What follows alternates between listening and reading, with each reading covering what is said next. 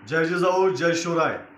संघर्ष योद्धा मनोज जरांगे पाटील यांच्या हत्येचा कट धनंजय मुंडेने शिजवला।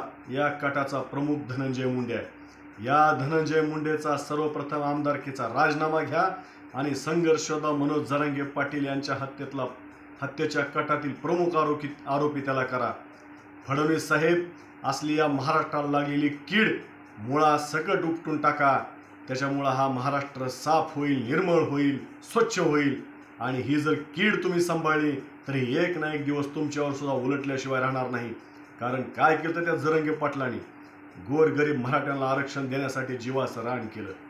जरांगे पाटलांनी काय केलं, शेतकऱ्यांना, कष्टकऱ्यांना, गोरगरिबांना न्याय देण्याचं काम केलं। आणि त्या जरांगे पाटलांना संपवण्याचा कट जर हा धनंजय मुंडे रचत असेल तर या धनंजय मुंडेला कडक शासन झालं पाहिजे।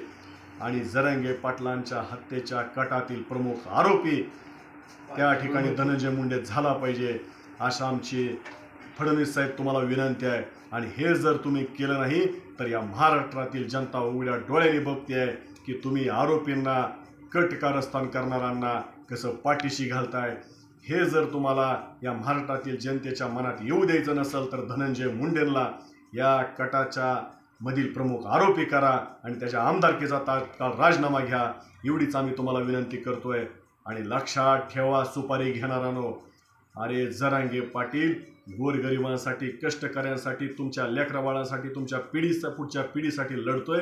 त्याची जर सुपारी तुम्ही घेत असाल, त्याला जर मारण्याचा डाव तुम्ही रचत असाल, त्या डावामध्ये सहभागी होत असाल तर या महाराष्ट्राचा आणि गोरगरीब जनतेचंच दुर्भाग्य आहे की तुमच्यासारखी लोक या महाराष्ट्रामध्ये जन्माला घातली।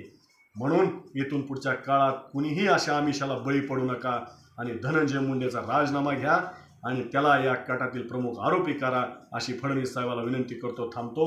जय हिंद, जय महाराष्ट्र, एक मराठा लाख मराठा।